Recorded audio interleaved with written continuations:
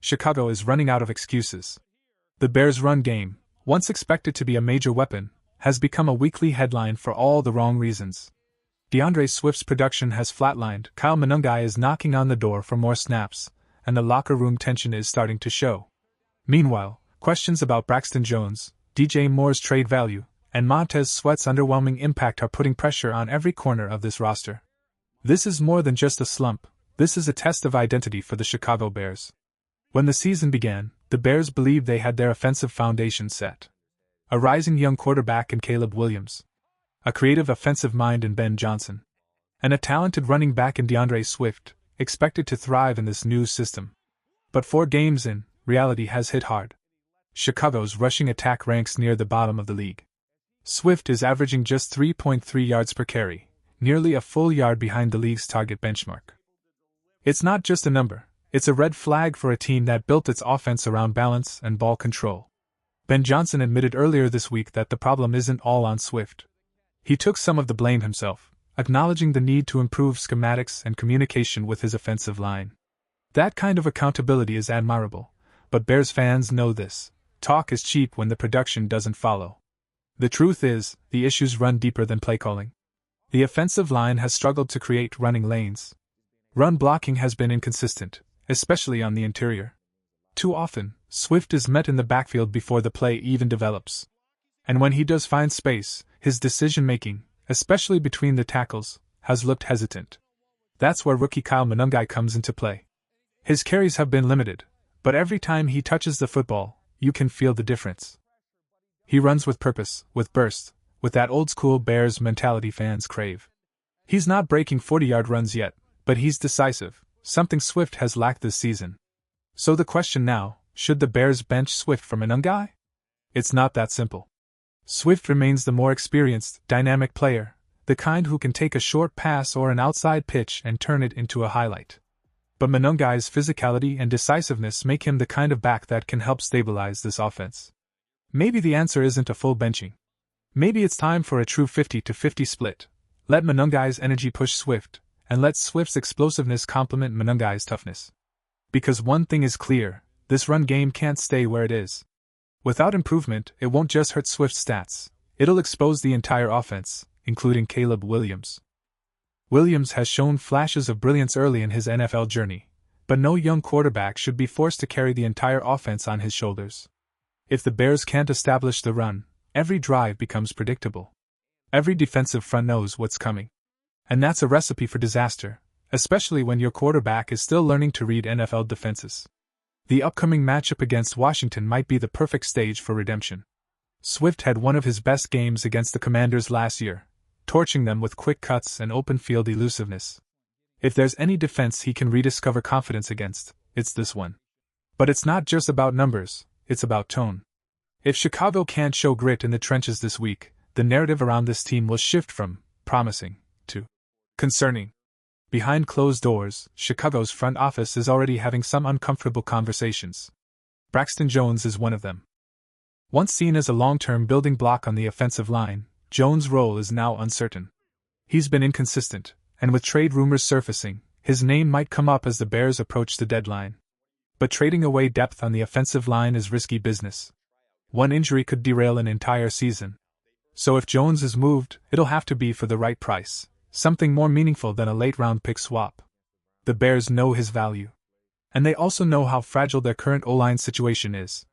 Meanwhile, speculation continues around DJ Moore. Would Chicago ever consider moving its top receiver for the right offer? It's unlikely, but not impossible. Names like Breece Hall and Devin Achane have been thrown around in fan discussions, but in reality, Moore's worth goes far beyond numbers. He's Caleb Williams' most trusted target, and one of the few consistent offensive playmakers on the roster. Still, you can feel the unease in Chicago. When a team underperforms, everyone becomes expendable. Even stars. Montez Sweat, who was expected to be the defensive anchor, has also found himself in the spotlight for the wrong reasons. The Bears paid big money for his pass rush ability, but so far, the production hasn't matched the paycheck. What's even more concerning, he's lost some of his edge-setting dominance that once made him elite in Washington. He's not bad, but he's far from the difference-maker Chicago needs him to be.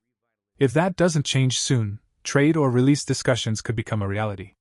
The Bears may be forced to eat part of his contract just to reset financially. That's not a move they want to make, but the NFL is ruthless, and every player knows it. Even with all these moving parts, one thing remains constant: the belief that this team is close. Close to finding rhythm. Close to establishing balance. Close to being the team fans have been waiting years for. But close doesn't win football games. And patience only lasts so long in a city like Chicago. If you're a real Bears fan, the kind who lives and breathes this team, make sure you're subscribed to this channel.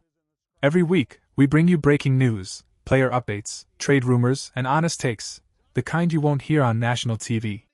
This is your home for Chicago Bears news, stories, and fan energy, because no one covers the Bears like we do. So hit that subscribe button, and let's ride through the season together. Now, back to the story. Ben Johnson's challenge is clear. He must fix this offense before the season slips away. And it starts with the ground game. The Bears' offensive identity has always been built on toughness. From Walter Payton to Matt Forte, the franchise's DNA runs through the backfield. But lately, that identity has gone missing. Too many plays feel soft, too predictable, too hesitant. Johnson has 2 weeks to rework the scheme, 2 weeks to find rhythm before the season's second half kicks in. That means more creative formations, better blocking angles, and perhaps even some personnel changes. Fans have already seen a few experimental plays, like short side tosses and delayed runs, but those need to be smarter, not flashier. If you want to bring swagger back to Soldier Field, start by bringing fear back to the run game. The players have to take ownership, too. Swift can't keep dancing in the backfield waiting for the perfect hole. Sometimes, the 3-yard gain is the right decision. Sometimes, it's about setting the tone, not chasing the highlight. Monangai's rise gives the team a new kind of energy. Every time he's on the field, his teammates feed off his intensity. He's hungry. He's fighting for every carry. And that hunger might just be what this offense needs to wake up. But it's not just the running backs. The offensive line needs to regain its identity, that mean, gritty, no-nonsense edge that defines winning teams. If Chicago wants to compete with Detroit and Green Bay for the NFC North crown, they must start winning in the trenches. Detroit, for example, has blue-chip players across the board: Amon-Ra St. Brown, Penei Sewell, Aiden Hutchinson, Brian Branch, all playing at elite levels. The Bears aren't there yet. But they have the potential. Rome Odun's breakout season is proof of that. He's quickly emerging as one of the most reliable young wideouts in football. He's crisp in his routes, confident in traffic, and building a strong connection with Caleb Williams. He's not yet on the level of Justin Jefferson or Ja'Marr Chase, but the arrow is pointing up. Give him time, and he could be the next big name in Chicago's receiving history. As for Williams, his composure continues to impress.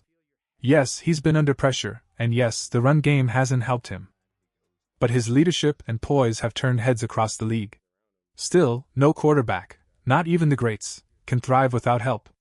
That's why improving the run game isn't just about numbers. It's about protecting Caleb. It's about giving him the support system every young quarterback deserves. Defensively, the Bears have shown flashes, but the inconsistency mirrors the offense. The lack of pass rush from Sweat and others has put stress on the secondary. The defense bends too often, even when it doesn't break.